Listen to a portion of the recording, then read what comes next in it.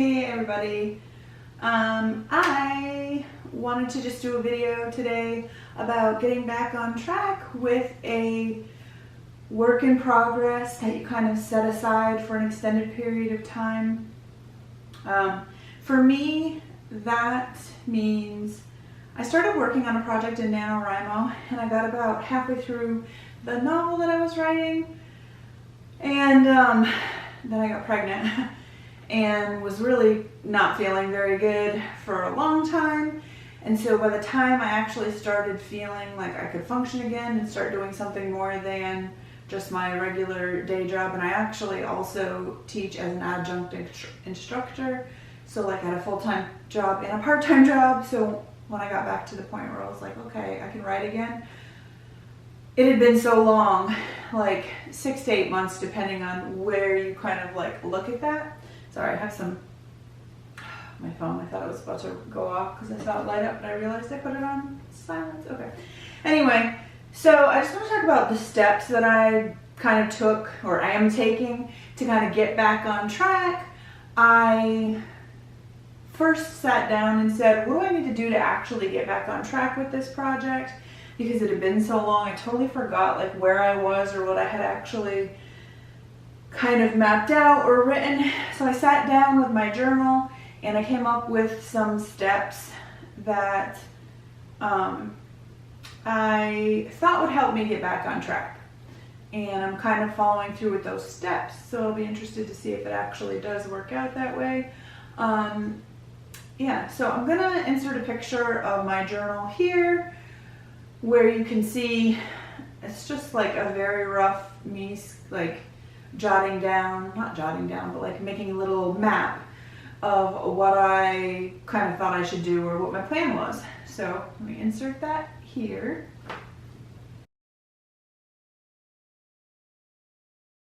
So as you can see, I felt like for me, my first step needed to be that I needed to print out everything I had done already, because I don't do very well with rereading my work on the computer. And I wanted to be able to write in this if I wanted to, or just like sit down with it somewhere, not on the computer. I was already on the computer all day. I wanted to be able to lay in bed and read, sit in my recliner, because I still, you know, I'm still not 100% myself. So the first thing I did was have this printed at Office Depot, and I actually just got it. I got it in like a spiral bound. I think this was about $27 for how much I had, which is about half of my novel, which in my case, even though I did this during NaNoWriMo, I actually went back after and deleted a good chunk of it. So I didn't print that part that I deleted because that would be a waste of money and paper. I only printed the rest of it, which was I think about 36,000 words at the time. So that's what you're seeing here. So I'm assuming it would be almost double that cost if it had been the full novel. Anyway, so I just printed it out, and I actually printed only on one side, so it probably could have been cheaper if I printed double-sided. And I printed it in pretty large font. I did this because even though I have a printer at home, the ink is really expensive and it runs out really quick, and I would have used at least a cartridge of ink anyway, which was actually more than this book. So I was like, why not just do this? So that's what I did. So my first step was to print this out and read it and make notes. So I sat down with a notebook while I was doing it, and I actually like wrote out every little kind of like scene or thing that was happening. I just jotted them down as I was reading it. And then I was like, okay, now this is what I have, and now I need to work on an outline. So I kind of just like made out a beat sheet for this story. I estimated word counts. I kind of tried to figure out where I was in the story. And, you know, I just followed like a stereotypical beat sheet. Act 1, Act 2, Act 3. Kind of tried to place out where my events and scenes fell and see where I was at. And then I already knew where the story was going, what else needed to happen. It was just that I had forgotten a lot of the clues. I had ideas for clues, and I couldn't remember which one of those I'd written in or what order. So this is a psychological thriller, so part of it is also kind of like that unreliableness. So I needed to make sure that that was all in there. So I went ahead and did that. I also, I think while I was reading the outline, I did this. I redid it. I had done it when I was writing, but I also like made a list of all the characters and how they were related and what, you know, their basic things. I jotted down some more ideas for things that could happen, and then I went ahead and plugged those into my outline. So, yeah, that was it for that. So then the next step, so I finished the outline, which as you saw on that journaling page, that was the next step to finish or modify the outline. So I went ahead and did that. This is a complete outline. It's not super detailed towards the end because I'm just not a big detailed outliner. I just kind of have the general idea of what's going to happen in that section, essentially, in that act, I guess, so to speak. So, yeah, kind of just a general outline going on there. The next step, which is where I'm at right now, is to set some goals and schedule times to write and finish up. I'm sort of struggling a little bit with that because this baby's due in a few weeks, and so I don't want to plan too far ahead, and I'm also don't have a ton of energy right now, and I have a lot of other things going on. I'm trying to, you know, finish up some projects at my day job. I'm trying to get everything ready for the baby. I have a lot of doctor's appointments, yada yada, trying to get things ready in the house. So like I have a lot of other things going on, and it's really hard to set those goals. So I've kind of pushed that forward as of right now. The goal is to just be like thinking about and actively kind of trying to add some words on a regular basis to my story. What that's actually amounted to thus far has been where I get my phone and I kind of like type out a little scene that I know I wanted to add, and then I go in and copy and paste it into my Word document. So that's what I've been doing. And then obviously the last step, as you saw on that journaling page, was to write, which, like I said, even though I kind of had these steps in mind that I needed to do, like, hey, you really need to set some goals and schedule some time to write, also it just wasn't working out for me. So yeah, that is where I'm at.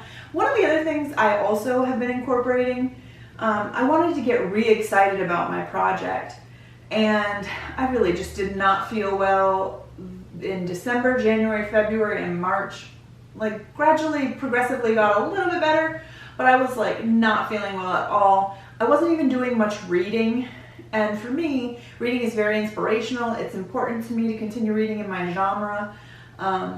I feel like, you know, that helps keep me fresh with what books are coming out right now and what people's expectations are, what readers are looking for, and just like kind of just keeping me in that mindset. And I wasn't doing a lot of that. So part of which I did not incorporate in my journaling because I didn't even think about it at the time. I was thinking more like just straightforward. I wasn't thinking about the creativity side of it, but I really also needed to get back into reading. And so I have done that. I am not reading nearly as many books as I did last year, but I have actually read quite a few more books in just like the past month or two than I had in the previous 6 months prior to that, because I realized I really needed to read. That helps me get excited to write my story, to finish my story, and also to feel like, yeah, you can do this. So I've been incorporating that as well, and that's actually been a good kind of like segue between not doing anything. I mean, I actually watched like a ton of TV the first few months, and I am not a big TV person, admittedly. There's like a few shows I like to watch, but I've just never been like a big TV fanatic. And so for me, like I just laid around every evening after work and watched TV and YouTube and TikTok. And even that, I mean, I wasn't even fully engaged. I mean, I was kind of like checked out. So that being said, I think, working towards getting closer to actually getting back on track with this work in progress. I did, and I think if I remember, I showed it in the previous video, but maybe not. I did like reset up what I'll say is a Kanban board because it looks like that, but I do not do it to the degree that most people do. And I only use it for my writing goals. So I do want to kind of try to make some progress on other things other than just this work in progress, because originally I was like, oh, I want to finish this book by the time the baby comes, but realistically I have to face the fact that's probably not going to happen unless I all of a sudden get hit by this huge amount of creativity and rush of energy in one weekend and just like pump out 25,000 words in a weekend. So I do want to still, I need to go back to my previous series and work on some of the marketing. I have really let that lag. I tried Kindle Unlimited. I tried putting my trilogy in Kindle Unlimited for the 90-day period of time. That tanked my sales. So, I mean, whew, not that I had, let's just like scroll back a little bit. Not that I wasn't doing much marketing to begin with. So my sales were already weak, very weak. I'm definitely a beginner. I have a long ways to go. But Kindle Unlimited, like the third month I had 0 sales, and I think not 0 page reads, but very few. So anyway, it seemed to be progressively getting less and less, not more and more, which it should be. I thought, I don't know. I'm not an expert on that, and honestly, I was just kind of messing around and playing around to see what it would be like to be in there, and I decided I didn't want to be in there anymore, so I took it back out, which means I now need to re-upload my books to Kobo, Google, and Barnes & Noble. So I do need to do that. But I also want to get my newsletter under wraps, and I need a better marketing plan. And I'm hoping that once the baby comes and I get into a routine, I can get on track with a marketing plan that I can alternate marketing and writing and just get things on better, more consistent tracks. Because I feel like when I work consistently on something, I start to see some progress. But in the past I've had like too many jobs, too many things going on. And I know with this stuff, like, there's people out there going, well, you're about to just add another one, but I won't be working my full-time job. I don't know for how long, but, and I do have a period of time where I won't be teaching either. So I have a period of time just to adjust to having the baby. And then I'm going to add in my part-time teaching. But in there, I definitely want to start being productive with my writing career and start building that more. So anyway, hopefully some of the videos I'll have coming up will be talking about those things. That was a lot probably of just like rambling.